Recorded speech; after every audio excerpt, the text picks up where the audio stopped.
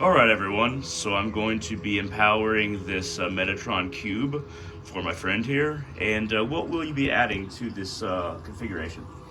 Well, I'm gonna add some crystals because, minerals have always been very, very important to me. Well, I guess recently, more so. Crystals, to me, I subscribe to the idea that they do hold energy, only because they're basically ancient. They're very old, and they if they had consciousness like us, they would hold a lot of memory. And in my belief, they are conscious. They just are a different sort of degree of consciousness. And whenever they are used in a certain way, I believe that there is a synergistic sort of, synergistic combination or grouping, and they just as there is a symbiotic relationship between plants, minerals, dirt. I think that you could use it yourself and apply the energy, especially with the geometric symbols. Oh, for sure. Yeah. Dude, would you like to explain a couple of these perhaps? A couple of What, ones? the crystals? Yeah, just maybe one or two. Sure, yeah. So this is Super 7. Super 7 is a combination of 7 different crystals. The ones that are kind of like the original chakra ones. So I have a apophyllite as well. Apophyllite,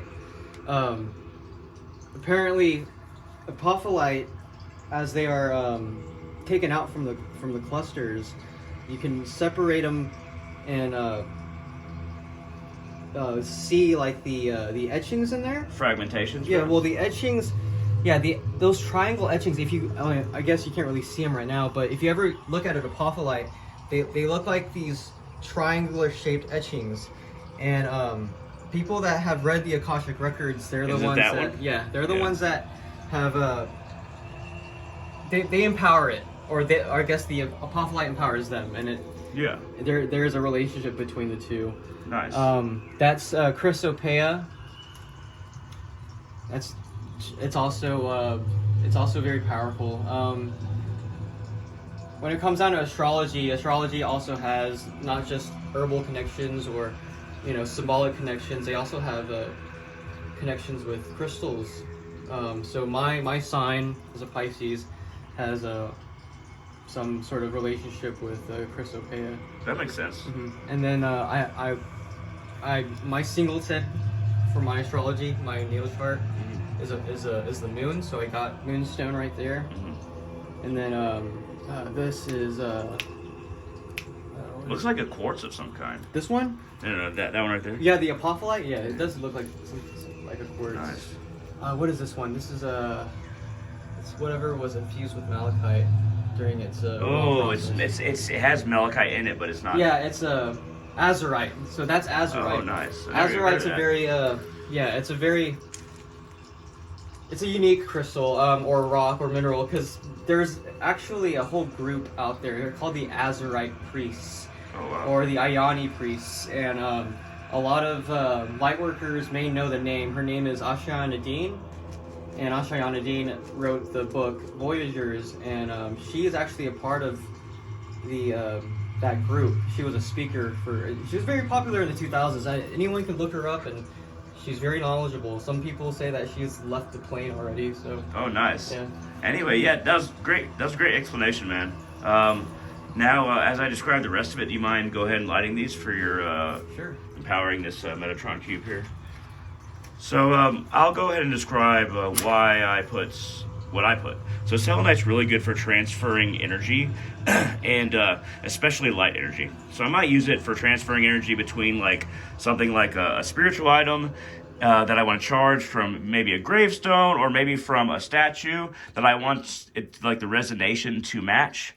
I might also use it to kind of just hold in my hand while I'm in meditation and pointing to something, or pointing to my third eye, or perhaps just grasping it during meditation.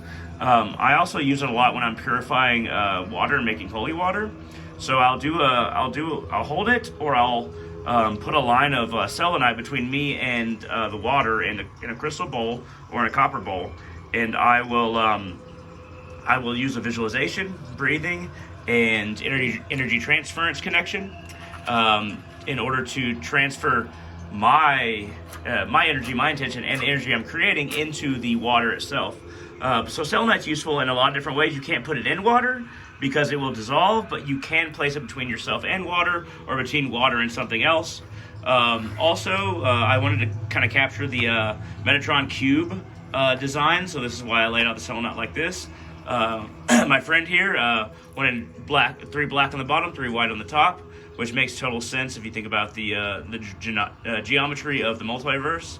And what I kind of dotted all of these candles with is Crown of Success oil, and I just put a very small amount in each candle. And what we're going to do is just allow the energy from these candles, from these blessed candles with a little bit of Crown of Success oil, and the light itself charge this cube of Metatron. And it's Metatron, right? Mm-hmm. I always wonder because for some reason I can never remember that symbol. But yeah, I bought this quite a bit ago, and it's been sitting in.